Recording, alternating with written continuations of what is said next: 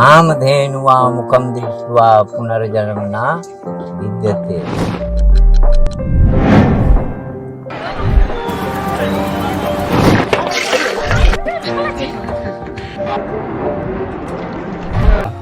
मंथन से ही कई तरह के रत्न और कालकूट विष निकले थे, जिसे भगवान शिव ने ग्रहण किया था। पर क्या आप जानते हैं कि जिस मंदार पर्वत से समुद्र का मंथन किया गया था, वह पर्वत आज कहां है? भागलपुर से एक सीधी सड़क देवघर जाती है। इसके बीचों बीच एक स्थान है जिसका नाम है बौंसी।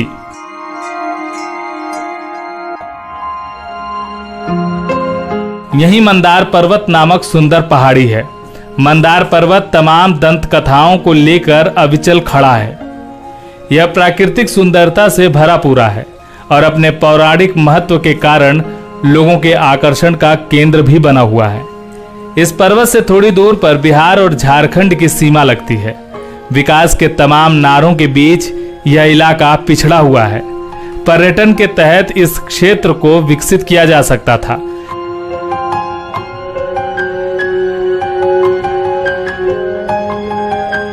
लेकिन तमाम संभावनाओं के बावजूद इस दिशा में कोई विशेष काम नहीं हो पाया है। शासन प्रशासन की उपेक्षा के बावजूद मंदार का मनोरम वातावरण राहगीरों का ध्यान अपनी ओर खींचता है। यहाँ लोगों का आना जाना लगा रहता है।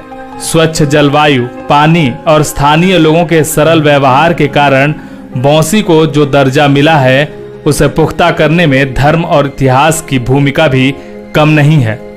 यह मान्यता है कि यही पर्वत है जिसे समुद्र मंथन के दौरान मथनी के रूप में उपयोग किया गया था। स्थानीय लोग तो यहाँ तक दावा करते हैं कि यही वह स्थान है जहाँ समुद्र मंथन हुआ था।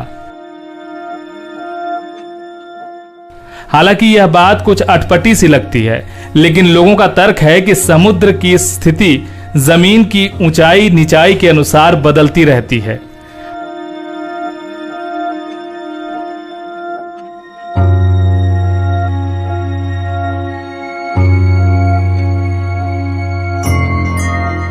मंदार पर्वत से जुड़ी एक अन्य महत्वपूर्ण बात यह है कि यह स्थान जैन धर्म से गहराई से जुड़ा है। जैन धर्म के 12वें तीर्थंकर वासुपूज्य को इसी पर्वत पर निर्वाण प्राप्त हुआ था। वासुपूज्य चंपा राजघराने से थे, जिसका आधुनिक नाम भागलपुर है। जैन धर्मावलंबियों के लिए यह क्षेत्र खास महत्व रखता है, इसलिए हर साल बड़ी संख्या में जैन धर्मावलंबी यहाँ इकट्ठा होते हैं।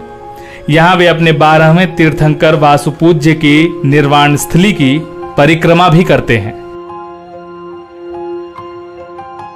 मंदार पर्वत तक रेल और सड़क मार्ग दोनों से पहुंचा जा सकता है। भागलपुर से इसकी दूरी 50 किलोमीटर है और इसकी ऊंचाई लगभग 700 मीटर है। मंदार पर्वत के चारों ओर खेतिहर जमीन फैली हुई है। धान समेत कई तरह के अनाज इन खेतों में पैदा होते हैं। इसके शिखर पर एक मंदिर है। इस पर्वत का मुख्य हिस्सा एक ही पत्थर का है। स्थानीय लोगों का कहना है कि यहाँ मदार यानी आग के फूलों की बहुतायत होने की वजह से इसका नाम मंदार पड़ा। इस पर्वत की तलहटी में एक सुंदर तालाब है। उसे पापहरणी तालाब कहा जाता है। इस तालाब के बीचों बीच एक मंदिर है जिसे लक्ष्मी नारायण मंदिर कहते हैं। हालांकि इस मंदिर का निर्माण कुछ साल पहले ही हुआ है, लेकिन इसको लेकर लोगों में गहरी आस्था है। मकर संक्रांति के दिन पापहरणी तालाब का अत्यंत धार्मिक महत्व है। इस दिन लोग विशेषकर इस तालाब में स्नान करते हैं। यह मान्यता है कि इस तालाब में स्नान करने से कुष्ठ रोग से मुक्ति मिलती है। स्नान के बाद श्रद्धालु भगवान मधुसूदन की पूजा अर्चना भी करते हैं। पापहरणी तालाब के तट पर ही सफा धर्म का एक मंदिर है, जिसमें जनजातीय लोगों की गहरी आस्था है। इस मंदिर को गुरु चंद्रदास ने बनवाया है। सफा धर्म को स्थापित करने वाले बाबा चंद्रदास ही रहे हैं। यहाँ एक सर्प चिन्ह है। यह मान्यता है कि समुद्र मंथन के दौरान वासुकी नाग की पेटी के घर्षण से यह चिन्ह उभर आया है।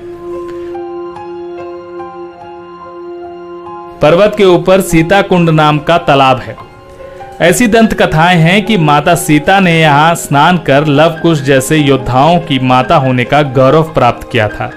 ऐसी ढेरों दंत कथाएं मंदार पर्वत पर बने मंदिरों व तालाबों को लेकर हैं। यहाँ एक गौशाला भी है। भगवान नरसिंह को रोजाना खीर का भोग लगाने के लिए इस गौशाला में रहने वाली गायों के दूध का उपयोग किया जाता है। इन गायों को श्रद्धालुओं ने दान स्वरूप दिया है। यहाँ गायों की देखभाल साधु संत ही करते हैं। सीता कुंड और गौशाला के समीप शंख कुंड है। यहीं एक अंधेरी गुफा में भगवान नरसिंह विराजते हैं, जिनकी रोजाना पूजा होती है। मंदार पर्वत पर एक पाताल कुंड है।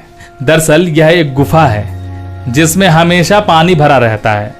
इस पानी में कई तरह की वनस्पतियां पाई जाती हैं।